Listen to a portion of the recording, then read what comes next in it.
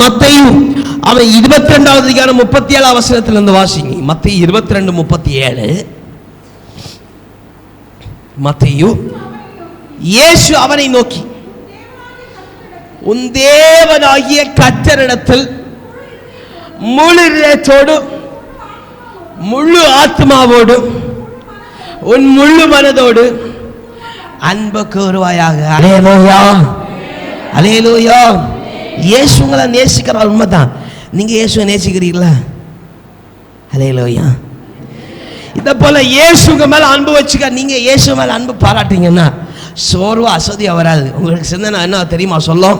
என் இயேசு என்ன நேசிக்கிறார். அல்லேலூயா, அல்லேலூயா.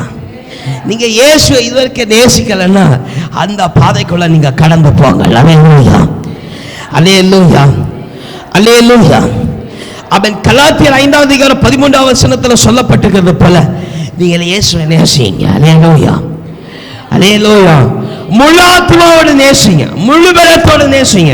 என்ன நடந்தாலும் நேசிங்க, என்ன நடக்காவிட்டாலும் நேசிங்க. அல்லேலூயா, அல்லேலூயா, அல்லேலூயா.